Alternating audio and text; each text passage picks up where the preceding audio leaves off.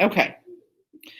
All right. So we are going to start a short unit on memoirs today. So can either one of you tell me what a memoir is? Do we know what a memoir is?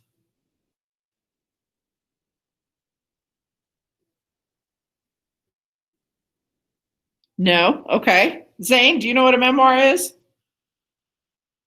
Okay. Well, a memoir, you know what? I am going to pull up a board. This one. Okay. So we need to know a couple of things. A memoir is nonfiction.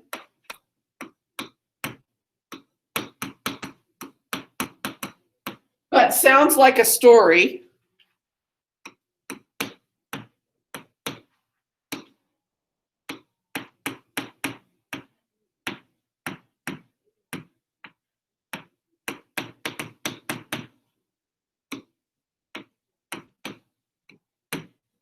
It is personal.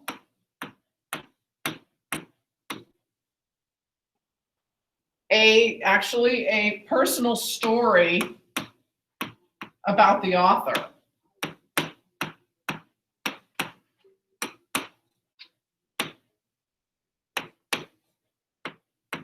Okay, but it is not an autobiography. An autobiography, of course, is written by the person that it's about, but this is not an autobiography because it's only one story. And do we have just one story in our lives? Oh, you can't see. Okay. Yeah, hang on. There we go. Is that better? Do I need to move it back a little bit too? Okay. How's that? Okay.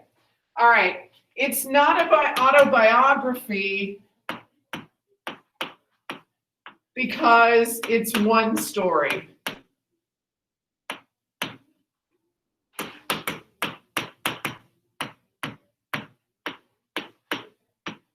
Not the author's whole life.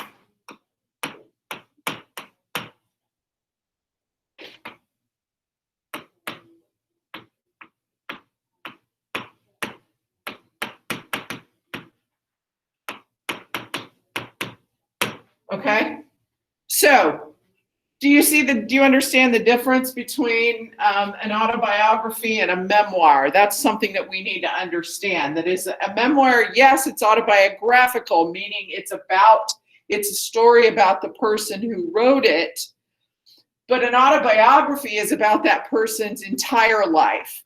And a memoir is just about a little fraction of their lives, okay? For example, if I were going to write a memoir, maybe I would tell a story about my first day of high school. And guys, do you know what happened to me my very first day of high school, my freshman year? On the way to school, I stepped in dog poop. Yes. I didn't freak out about it though. I mean, I was a little I'm like, oh my gosh, seriously, but it didn't like ruin my day, but still I stepped in dog poop. Or I could write about how in 8th grade I got the trifecta of middle school. And for the start of 8th grade, I had just gotten braces, I had just gotten glasses, and acne showed up. So I could talk about that, and that would be a memoir, okay? It's the trifecta of puberty: braces, glasses, acne, okay? So I could talk about that, or I could talk about something more serious in my life, like 2.5 years ago, one of my sisters passed away suddenly. And, memoirs can be humorous. They can be sad. They can contain both things all at once. The best movies often make us laugh and cry. Same thing with books, okay? But a memoir is like a little, it's one story of the author's life. There are some big memoirs there are some memoirs included, actually at least 3 that I have taught already to my sophomores. One of them, it fills a whole book. But it's only about one particular part of an author's life. And you'll read it next year in sophomore English. But the title of it is Farewell to Manzanar. And the author, she was Japanese American. And when she was a little girl, World War II started. And because Pearl Harbor was attacked by the Japanese forces, people got scared of Japanese Americans, and the Japanese Americans were put into, if you were of Japanese descent, you were put into camps. And that's what Manzanar was. It was one of the camps. And she wrote about that. So it's a memoir, even though it was an entire book. Frank McCourt, he was a well-known American author. He spent part of his childhood in Ireland, and he wrote a memoir about that.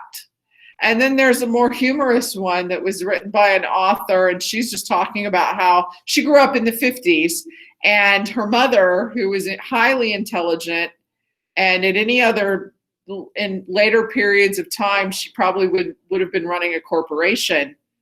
But her daughter wrote a very humorous memoir about her childhood. It was pretty much a typical American childhood, but part of it focused on how her mother was a little bit on the crazy side based on her intelligence. And that doesn't sound right. She wasn't crazy because she was intelligent.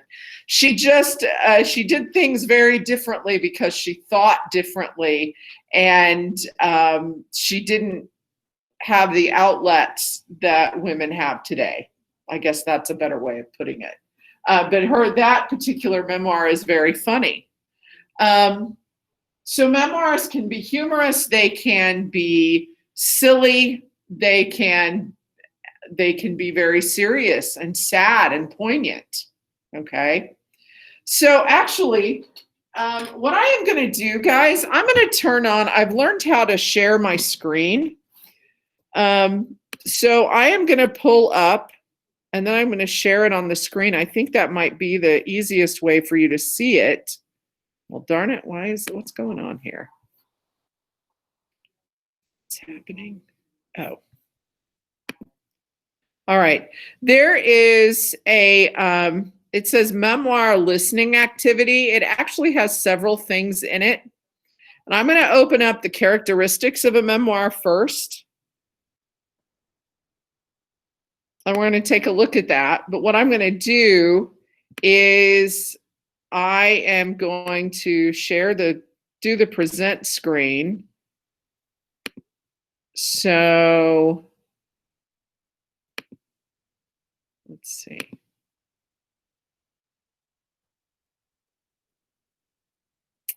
Okay. We're going to open up characteristics of a memoir. Let's see. Is it sharing? Whoops. Can you see the document that I opened, characteristics of a memoir? You'll have to talk to me because I can't. You'll have to unmute yourselves and tell me because I can't see your chats when I'm in this mode. No, I don't. Okay. Do you see just a screen that says memoir listening activity? I do see that. Okay. Let me go back and see, how do I?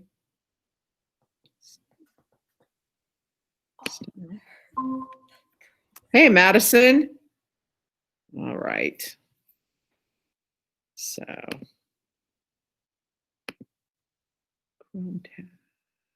Oh, not a Chrome tab. I need, hang on. I think I need, what do I need? A window? I need a window. There we go. This is what I need. I'll figure it out. There, can you see where it says characteristics of a memoir? Yes. Okay, great. Oh, and you know what? Is that big enough? I can actually see in this mode, I can actually see your chat. So that works. Okay. So you all see that now instead of me. Right? Okay. Okay, so let's look at these. There are like 8 characteristics that are listed here. So one of them we've been talking about says focuses on one event at one point in the author's life. And I gave you some examples like my first day of high school or 8th grade, you know. So that would be one event. That would be considered one event, or the loss of my sister. That could be one event. It doesn't mean that that event takes place all in one day. It could be your entire 6th grade year or all of middle school or something like that. But it's not your entire life, okay? It also is very descriptive, uses descriptions to bring the story to life. It's written in the first person. So writing it in the first person means we're going to say things like I and me, or, you know, so I could start mine by saying my first day of high school, I stepped in dog doo-doo. I don't know if that was supposed to be a sign that things were not going to go well, but I didn't take it as that because I'm an optimistic person. Okay. So something like that. All right. If we're thinking about it. And so it's one event in the author's life. It's descriptive to bring the story to life. It's written in the first person. And then it's based on truth. Okay. You don't make up a story. You want to tell a story about your life if you're writing a memoir. Okay. So now we could say based on truth because, you know, if I'm 57 and I'm going to tell a story about when I was 5, am I going to remember every tiny little detail? Maybe, but maybe not. And it may be how that memory, you know, at that point in my life has changed or what I think had happened. Okay. But it is based on the events that as I remember them. Okay. Especially if you're going back pretty far.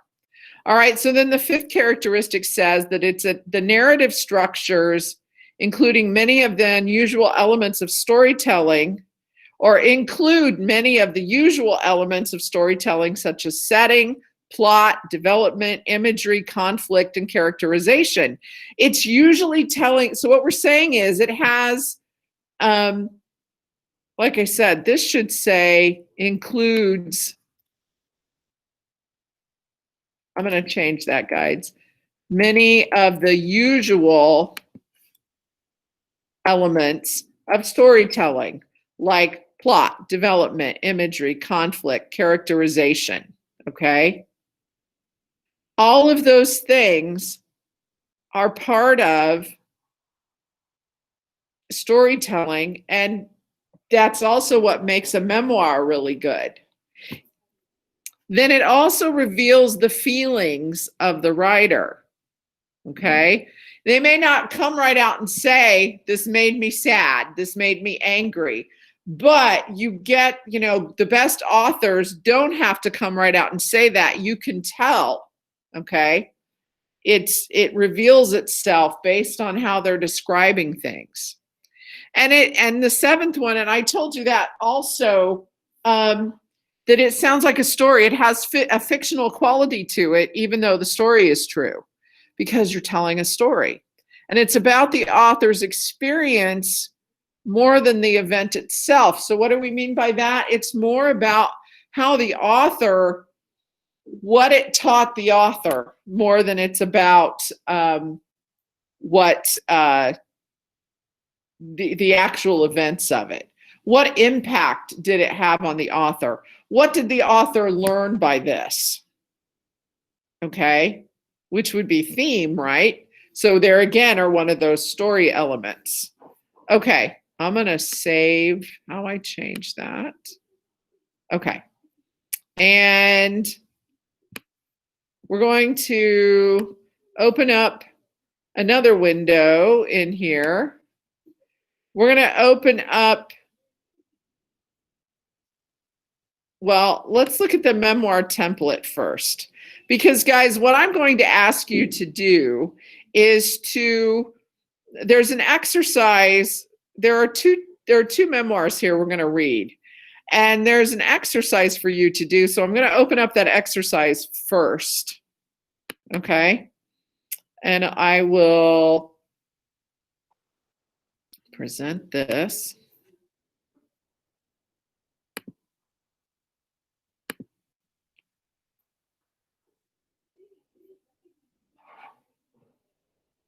Well,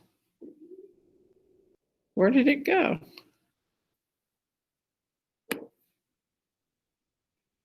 Not that one. Sorry, guys.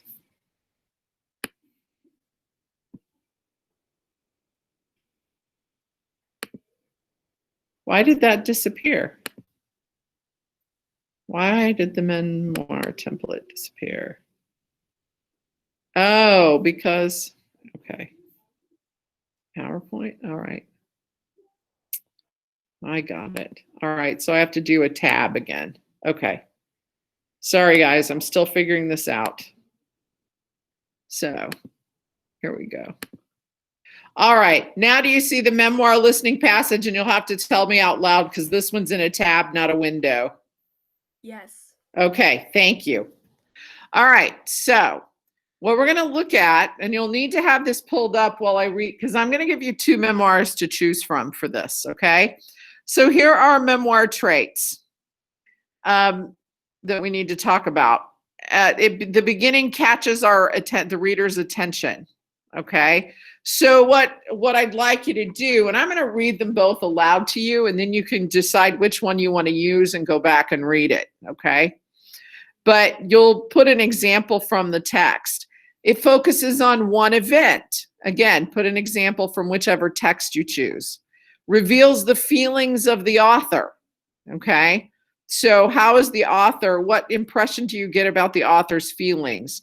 And then narrative elements. What's the setting? Who are the characters? What are three main events of the plot of the story? Okay.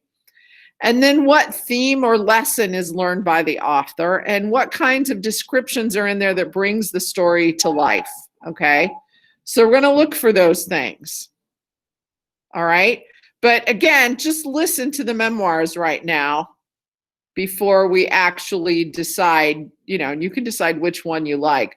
One is sort of girl-centered. One might be lean a little more boy-centered. So I'm going to stop presenting on this. Okay. The first one I'm going to read is an excerpt from Owl Moon by Jane Yolen. And I'm going to open that up.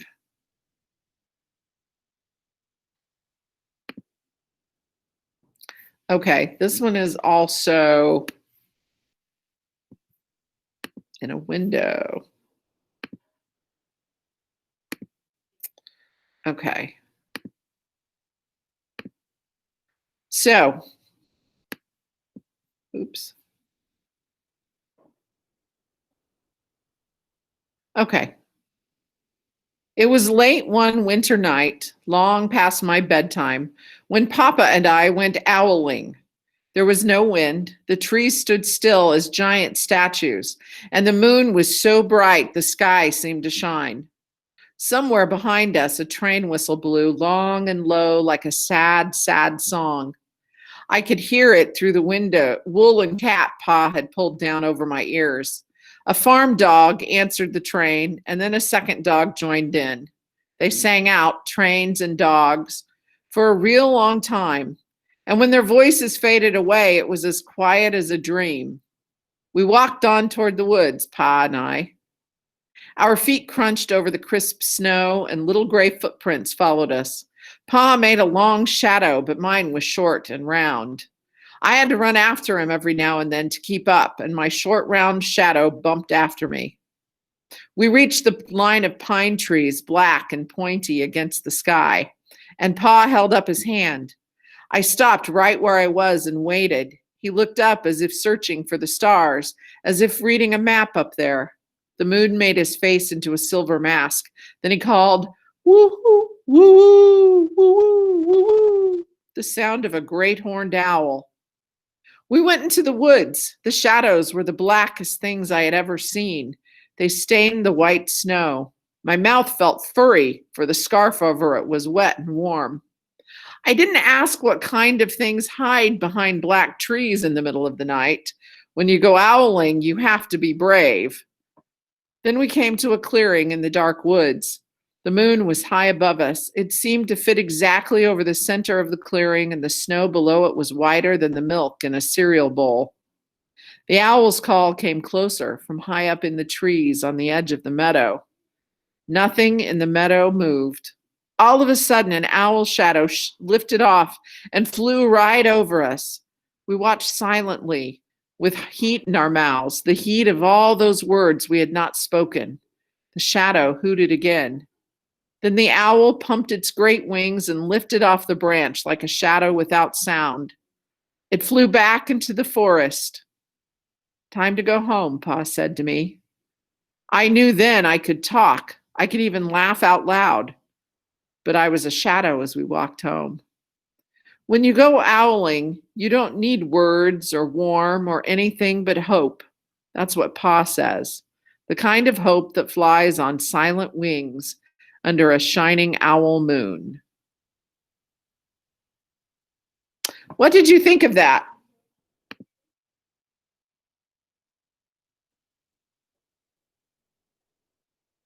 Any comments?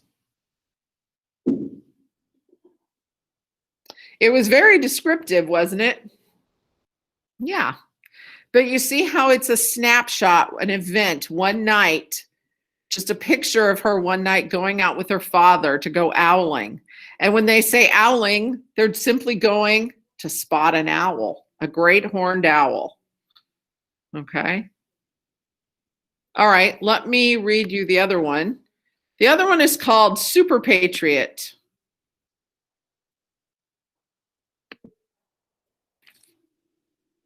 Okay, and let me.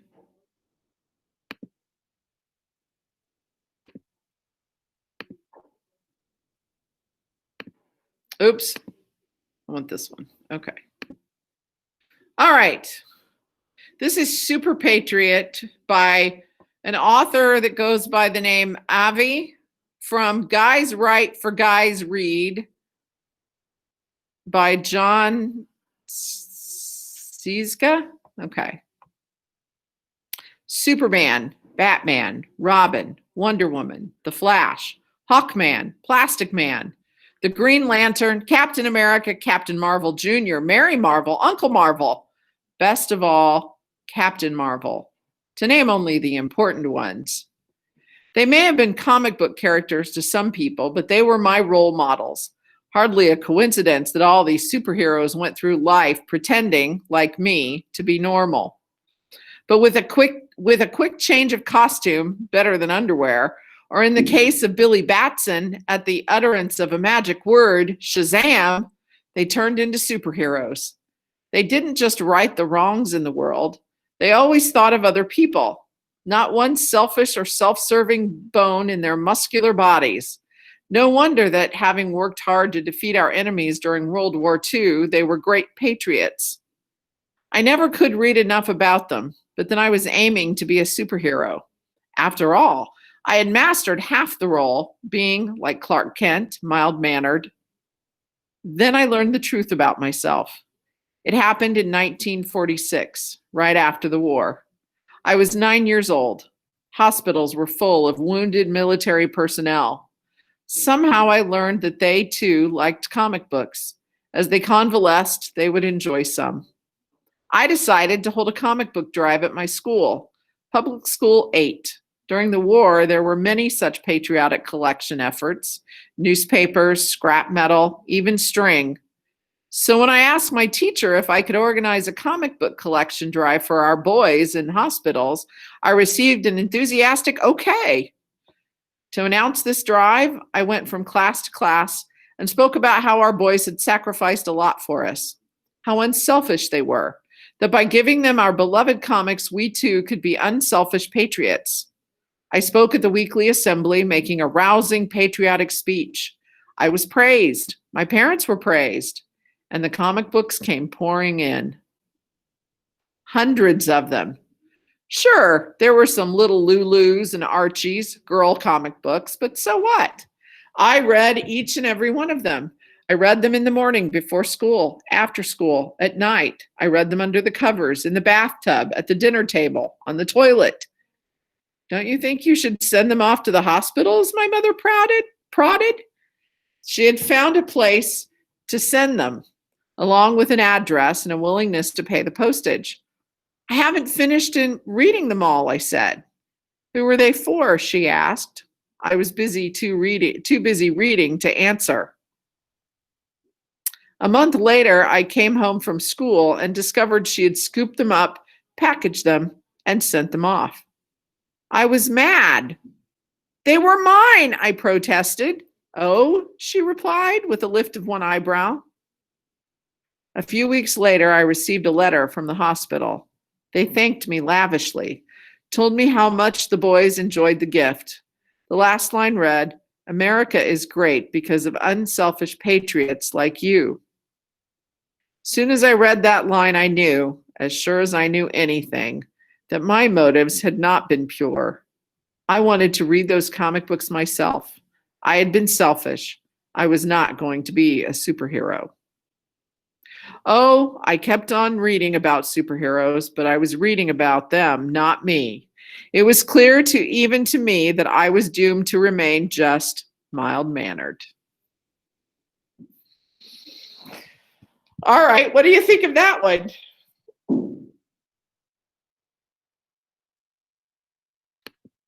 Any comments? Yeah? Do you have one you liked better than the other? Which one did you like, Zane? The first? Okay. Charlotte doesn't have a preference. Madison, do you have a preference? Zane, what was it about the first one that you liked better? Can you think of something? It was more descriptive? Yes, it was more descriptive. It really was. The second one, I enjoyed the second one. You like the scenery? Yeah, I would agree. Our first author was very descriptive. The scenery of it, there was something a little mysterious about it too, maybe. But she gives us the setting that was just really, really nice. The second one was fun, and there was a nice lesson to it. But yeah, it wasn't quite in the same category as the first one as far as the descriptions and so forth. But that's okay. They both serve their purpose. But they're both very nice memoirs. And I would have to agree with Zane. I think the first one is a better memoir, but that doesn't mean there's anything wrong with the second one. Okay. So one of your assignments is, well, you know what? That's going to be your assignment today, is to pick one of them to use the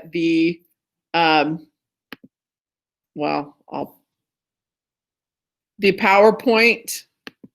That's what it says on, or here, anyway, I'll show it to you. Okay. It says PowerPoint in mine. So pick one of those two memoirs and fill this exercise out, okay? You know, tell me, put in the title and the author, and then what is it about the beginning? Give an example at the beginning that catches our attention. What event does it focus on? What does it reveal about the author's feelings? Now, I think in the first one, that's a little bit more subtle than the second one. And the lesson is a little bit more subtle, but I think it's a better written story overall. Okay. So, especially the first one, description that brings the story to life. That'll be easy to do. The setting, the characters, the plot. Okay. So, any questions? I'm going to stop sharing. Okay. Yes, you'll submit it in Canvas. Okay. You will submit it in Canvas. Tomorrow, we're going to work on a 6-word memoir to get you started, because eventually you're going to write your own memoirs. Okay. So be thinking about something in your life that you could write about, some event that you might be able to write about. And we're going to talk about, like I said, the 6-word memoir tomorrow, because that's how you're going to start. Can you tell your story in 6 words, or can you tell a story about yourself in 6 words? And I'll show you some examples of that. I have to think of mine too. So for today, let's just finish up, because we've got 15 minutes left. Let's finish up with that activity and submit it in Canvas. Do you have any questions about it?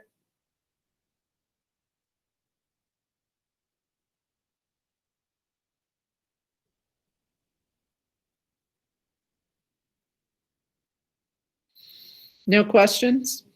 Okay. I'm going to stop recording.